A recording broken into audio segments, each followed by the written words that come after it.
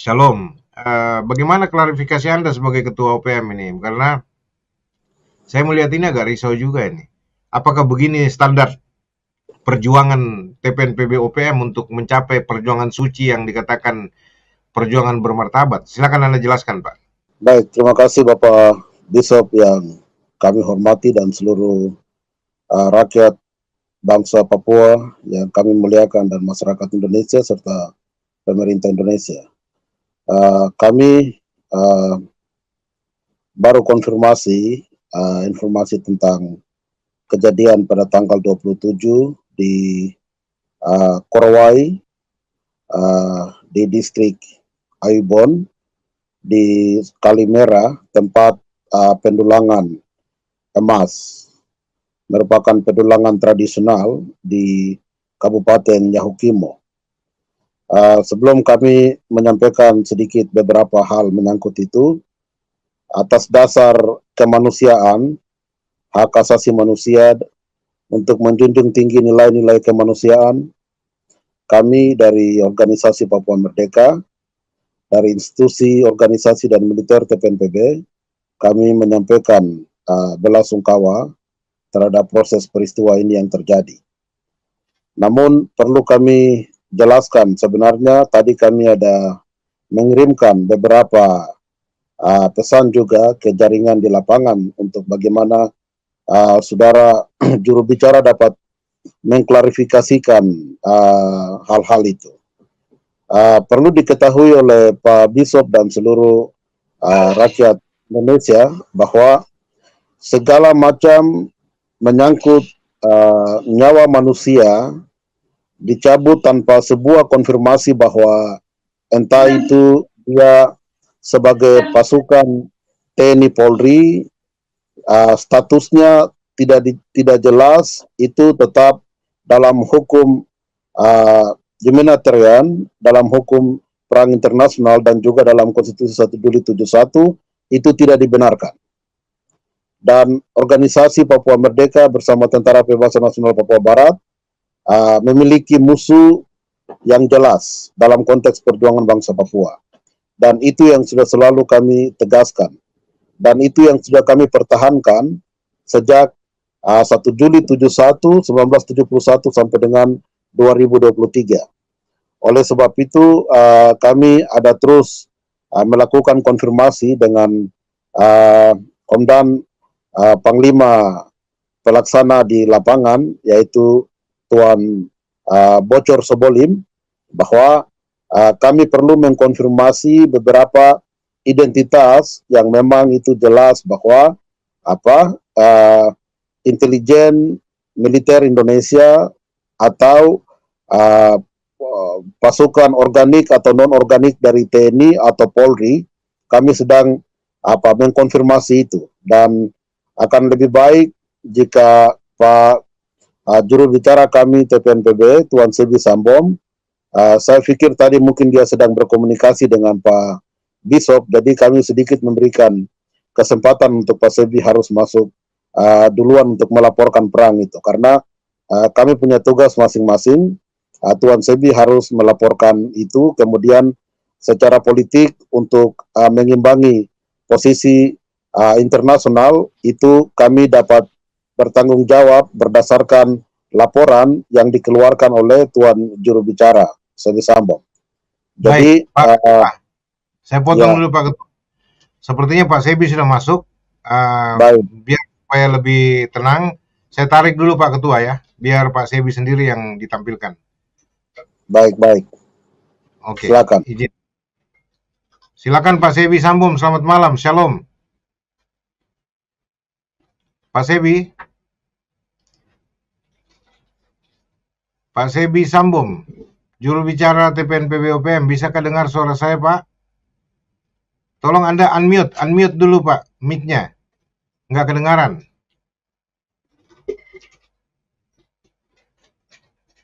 Mute-nya, Pak, mic-nya di mute, unmute, mic handphone Anda. Saya nggak bisa buka dari sini, Anda yang mesti buka. Pak Sebi, ya oke. Selamat malam Pak Sebi, shalom. Selamat malam semua di studio ini. Malam Bapak. Silakan Pak. Cuma kita berdua ini, saya tarik semuanya. Bagaimana, Bisu? Kami Iya, perlu klarifikasi. Iya, silakan Anda menceritakan secara jelas semua dengan termasuk beberapa penawanan orang-orang Indonesia yang Anda kirim fotonya, videonya, dan beberapa orang yang sudah duduk tanpa bersenjata, kemudian dipotong, dibunuh. Anda bisa jelaskan apakah memang begitu garis perjuangan Anda, Pak Sebi Sambom? Silakan.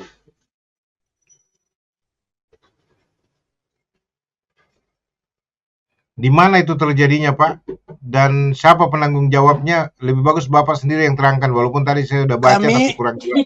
setiap tahun mengumumkan, kami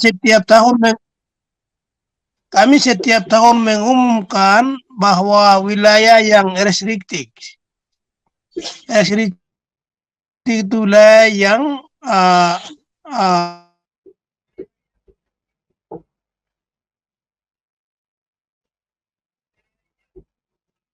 Pak Sebi, Pertama, putus Pak. ketiga Ya. Intan Jaya dan Tembagapura. Kelima, Ulang Pak, ulang putus ketujuh Pak. Sorong Ulang. Maibrat.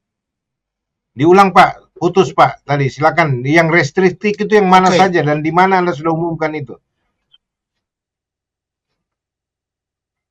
Itu pertama Puncak Jaya, kedua Puncak Papua, Kabupaten Puncak Papua, Kabupaten Puncak Jaya pertama, kedua Kabupaten Puncak Papua, ketiga Kabupaten Dugama, keempat Kabupaten Intan Jaya dan Tembagapura, itu menangkap wilayah itu, kelima Kabupaten Yahukimo, keenam Kabupaten Pegunungan Bintang, dan ketujuh Kabupaten Sorong Raya, Maibrat.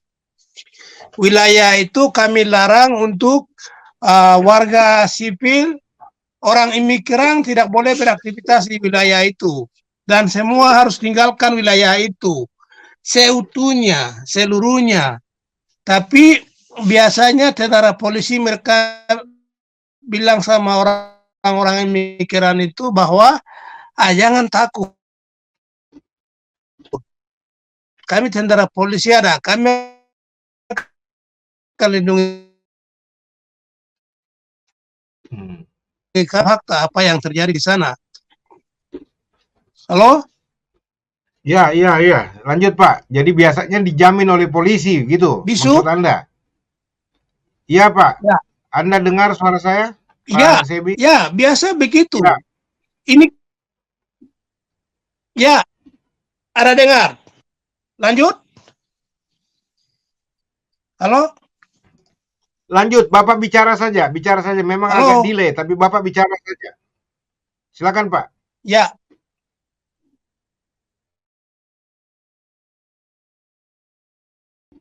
Masalah jaringan ini. Pak Sebi Sambom, coba kameranya di off saja, kamera Bapak, kamera handphone Bapak di off, biar cuma suara saja, mic saja yang dibuka. Toh juga tidak kelihatan wajah Anda gelap, di off saja, off cam saja Pak. Maksudnya di off di ada mana itu ini? kamera. Game ini? Ada, itu sudah cocok. Ya, Bapak sudah bicara di Pak, off. silakan. Ya, udah Oke. bagus suaranya. Kalau boleh diulang saja Pak. Ya. Apa yang Anda maksud di daerah Lanjut di mana, restriktif? Bisu? Hah? Ya, daerah restriktif itu karena tahun 2017 itu Komandan Operasi Umum TPNP Pesetara Papua Majen Lekatelenggen, dia sudah dengan pasukannya atas nama Panglima Tinggi, atas nama organisasi kami sudah umumkan perang revolusi tangkapan akan dimulai. Jadi revolusi tangkapan itu pengertiannya adalah jaga tunggu api supaya api tidak padam, begitu, menyala terus sampai perang revolusi muncul untuk Indonesia mau tetap bertahan atau kami usir dengan paksa, begitu. Jadi wilayah perang itu kami sudah larang untuk warga imigran, dilarang masuk dengan alasan apapun. Jadi kalau kami anggap mereka masuk, maka mereka bagian dari dari infiltran, bagian dari spionase, bagian dari agen TNI Polri. Titik.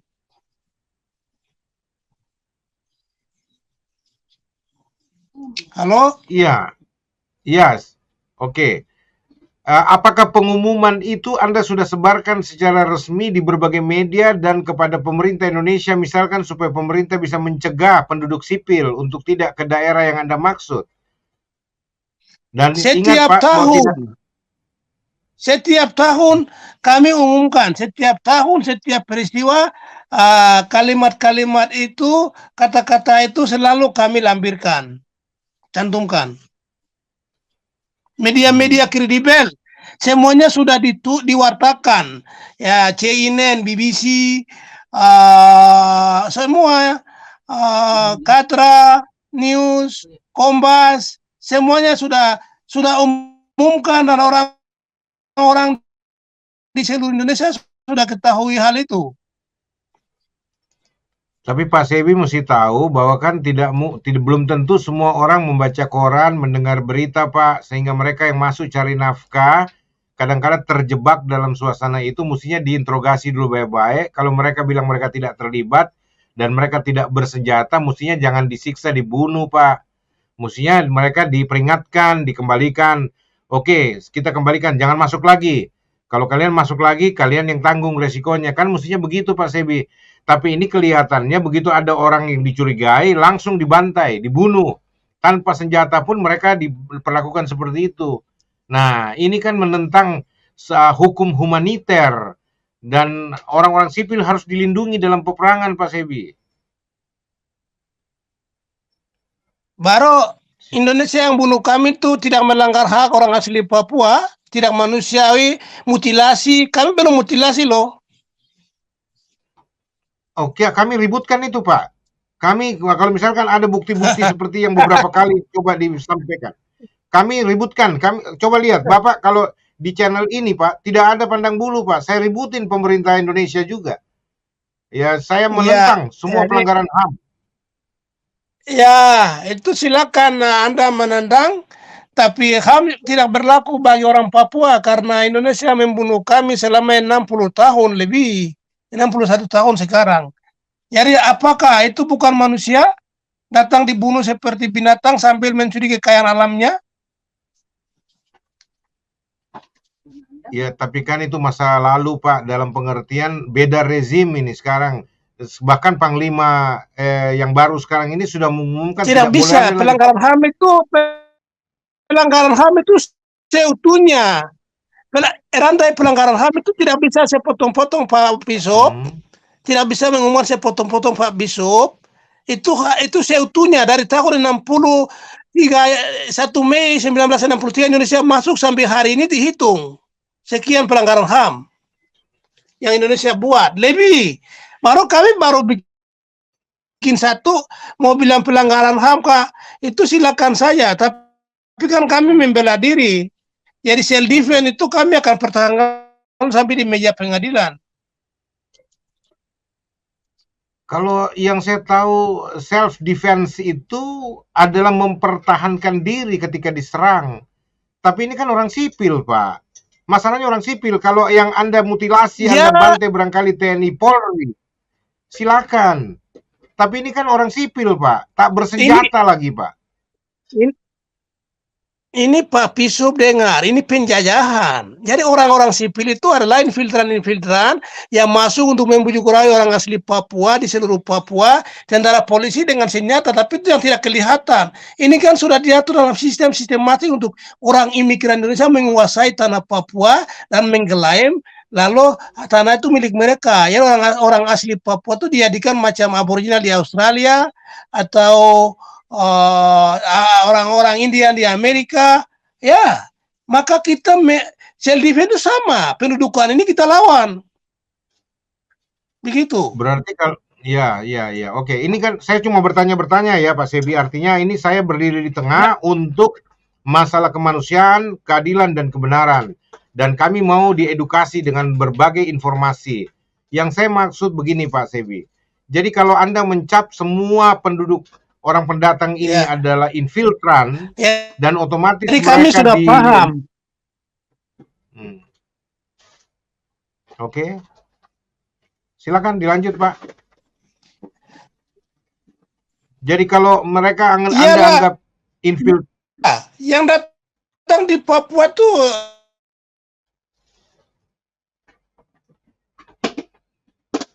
orang imigran datang di Papua tuh untuk mengambil alih hak-hak kami kan dijadikan penduduk imigran yang bukan haknya. Makanya kita membela diri. Itu kami bisa bertanggung jawab di PBB.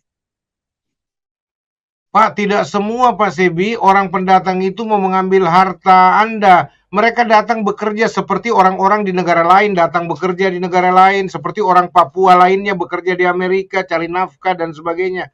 Nggak semua Anda harus anggap begitu. Itu namanya mengeneralisasi semua manusia, Pak. Itu cara berpikir yang cukup kejam loh, Pak Sebi. Kami sudah sabar dengan baik hati meminta Jakarta untuk bicara untuk hak kami, untuk kemerdekaan kami yang dirampas oleh Indonesia tahun 1963. Tapi kalau Jakarta tidak mendengar, kami akan bikin yang lebih jahat lagi. Tidak main-main. Kami siap bertanggung jawab di Pengadilan Kriminal Internasional. Kami tidak main-main, Bisu. Kasih tahu Indonesia. Iya, saya tahu tidak main-main, tapi klaim perjuangan suci untuk kemerdekaan Papua dinodai dengan perbuatan-perbuatan yang seperti kriminal seperti ini, Pak. Mestinya ada aturan main peperangan juga yang Anda harus ikuti, Pak Sebi. Itu bukan kriminal. Kami sudah perintahkan. Kami sudah bosan dengan kepala batu orang Indonesia. Tapi orang tidak bersalah loh Bapak bantai begitu Pak. Orang yang mungkin tidak tahu kami, apa-apa, tapi yang mereka hanya mau bekerja. Halo? Kalau tidak tahu apa-apa, siapa suruh datang? Tahun 2020 sudah bunuh, potong kepala dan kasih peringatan tidak boleh datang lagi di tempat yang sama. Pisau punya data kah tidak? Oke, saya nggak tahu Pak, tapi saya cuma mau coba menengahi Pisau, persoalan ini. Ya, silakan. tahun 2001 potong kepala itu pisau. Oke, ya. Jadi 2021 sudah potong kepala satu. Itu artinya jangan lagi datang. Begitu. Titik. Siapa Begini, yang mau baca pisau. semua? Siapa yang mau baca pesan Logikanya, itu Pak? Masyarakat biasa nggak mungkin bisa baca pesan yang Bapak sampaikan dengan potong kepala itu Pak. tidaklah argumentasi Bisu itu tidak bisa dibenarkan. Karena orang semua di sistem sekarang ini smartphone. Semua ini teknologi sistem. Jadi orang lain baca bahwa kasih tahu keluarga lain bisa. Bisa. Kami tidak bisa menerima argumentasi itu. Itu lucu. Lalu oke lah, oke, nggak ada masalah itu hak Anda menilai. Saya cuma coba menerangkan dari perspektif yang saya ketahui dan perasaan saya sebagai orang yang peduli soal-soal kemanusiaan, nyawa manusia. Nah, sekarang pertanyaan saya Ya, Pak Sebi kepada Anda, ya, silakan. bahwa ya, Silakan. pertanyaan saya kepada Anda. Jadi, apakah memang itu terah perjuangan Papua Merdeka mengusir semua pendatang dari tanah Papua dan kalau tidak, Anda dapatkan satu persatu, Anda akan bunuh satu persatu semua pendatang di Papua? Pak Sebi.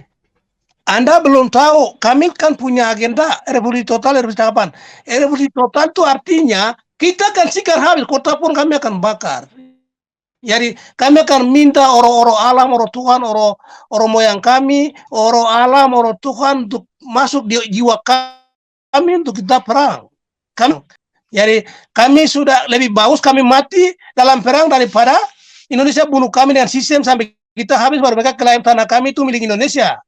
Jadi argumentasi apapun orang mau kasih tahu kami bilang ini itu kami tidak akan dengar kecuali Papua mereka baru kami akan bisa dengar begitu. Papua belum merdeka itu tidak ada kompromi. Oh, Sorry, Pak Sebi. Jadi sorry, Pak Sebi, sorry, tadi terputus. Jadi Anda sudah silakan. punya ketetapan sudah harga mati menurut Anda bahwa dalam perjuangan ini Anda akan menghalalkan segala cara untuk mengusir Indonesia dari Papua, termasuk semua pendatang. Kalau mereka tidak mau dengar, mereka tidak mau keluar, mereka sah Anda bunuh. Halal darahnya menurut Anda, begitu Pak? Ini perang, Pak. Tuhan tidak larang untuk membunuh. Kami tidak pakai agama ya, Pak Bishop dengar. Saya tidak suka dalam perjuangan Pak. Putus-putus Pak Stewi. Tunggu, tadi Bishop Anda sudah dalam dengar? perjuangan Papua. Oke, sudah, silakan. Ulang Pak. Perjuangan Papua tidak bawa-bawa agama. Kami tidak bawa-bawa nama agama apapun. Itu murni hak politik kemerdekaan. Maka ini perang. Perang itu konsekuensinya begitu. Dibunuh mati itu tidak masalah. Kami akan mati tidak masalah. Yang penting Papua bisa merdeka. Tapi kalau orang Papua lain bilang perjuangan damai itu omong kosong. Itu untuk kasih kesempatan imperialis, kapitalis, kolonialis Indonesia kuasai kita tanah, kita akan habis. Kami tidak akan kompromi kelompok kami. Kami sudah menuju di situ. Itu komitmen kami dan itu persiapan kami dan itu namanya duty of a man, itu kan harus membela, melindungi keluarga dan rakyatnya. Iya, kami setuju Pak. Saya pribadi ya Bishop. Pak. Ya, siap. Saya pribadi ya Pak. Saya setuju kalau itu apple to apple Pak. Sesama kombatan TPNP BOPM dengan TNI atau Polri. Itu sah-sah saja Pak. Tapi kalau yang namanya pendatang Pak, masyarakat sipil, bahkan orang Papua sendiri, orang asli Papua sendiri kalian bantai. Itu di mana pri kemanusiaan Anda? Kita tidak bicara agama, tapi bicara pri kemanusiaan Pak Sebi. Ini Bishop dengar, ini hukum perang. Jadi hukum perang itu memang begitu. Jadi Tidak, Bishop Pak mau Sebi. bicara pun kami tidak akan dengar. Siapapun mau Tidak, bicara Pak nasihat Sebi. kami tidak akan dengar. Sampai Papua merdeka. Ya, hukum perang itu Pak Sebi, sebentar. Hukum perang itu bukan hukum penyamun. Hukum perang itu ada aturannya Pak. Masyarakat sipil tidak boleh dibunuh Pak. Kecuali tentara dengan tentara. Anda boleh membantai TNI Polri, tapi masyarakat sipil, terutama juga orang asli Papua, jangan dibantai. Itu penyamun Ya, Pak. Itu perang. listen. Itu kriminal. Listen, Bishop. Kami sudah paham. Ya, listen. Bishop, you dengar. Tidak ada kriminal. Kami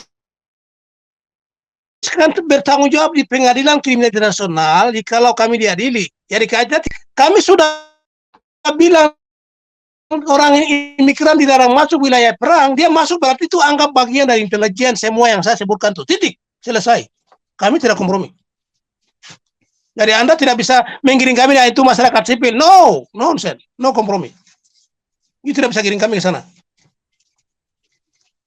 Ya, kalau begini ketetapan perjuangan Papua amat sangat mencoreng bagi saya ya. Perjuangan suci itu tidak ada lagi, Pak. Tidak ada lagi istilahnya perjuangan yang bermartabat. Dengar dulu, Pak. Tidak ada lagi perjuangan bermartabat. Bishop dengar, KDT di biak TPNPB 2012, kami bagi 1000 buku namanya tuh Hukum Humaniter Perang Internasional. TPN sudah tahu. Jadi Anda begitu melanggar hukum perang humaniter, itu kami tahu. Ya kami tahu, maka saya dilarang masuk. Titik. Kalau Anda tahu, kenapa Anda lakukan bagian yang dilarang, Pak? Yaitu membunuh masyarakat sipil. Logikanya, masuk akal kan tidak?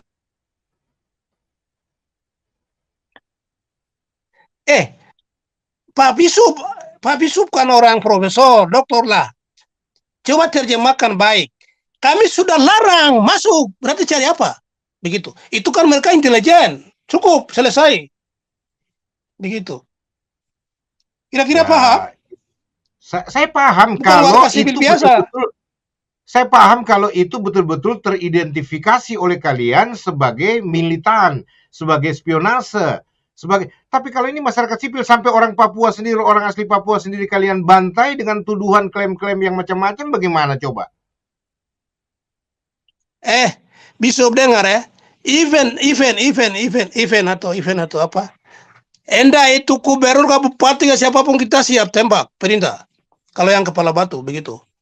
Karena dalam revolusi itu harus dibersihkan sampah-sampah. Paham? Waduh, oke. Saya jujur nggak paham jalan pikiran Anda, tapi ya sudahlah itu hak Anda. Anda mau menekankan seperti itu urusan Anda lah. Ya, Tapi ingat Pak Sebi, kelompok saya ada itu, besok dengar, kelompok kami itu kami sudah berkomitmen. Jadi ya. Halo, putus Pak Sebi, putus. bagaimana? Masih lanjut? Putus, ulang. Silakan dilanjut Pak, silakan dilanjut. Apa yang Anda mau sampaikan? Putus. Karena saya baterai mau ini yang saya mau lapor ini. Jadi begini, oleh masyarakat Indonesia seluruhnya silakan catat. Kami percaya banyak orang Indonesia mendukung kami. Tapi yang kepala batu kami larang tidak boleh masuk wilayah perang. Itu kan bagian dari intelijen, spionase, infiltran. Titik. Maka mulai dari sekarang jangan dengar tentara polisi atau pemerintah bilang aman. Silakan masuk di Yahukimo, masuk di Ndugama, di Puncak Papua, di Intan Jaya. Itu sebaiknya semua mundur diri lah. Namanya orang imigran. Kami tidak butuh Anda punya makanan, perdagangan, makanan toko-toko ke apa. Itu kami tidak butuh. Orang harus kembali ke kebun. Kami hidup dengan kebun dulu. Begitu. Besok. Pak, ya. Saya pergi ke Kabupaten Pegunungan Bintang, di sana Bishop tahu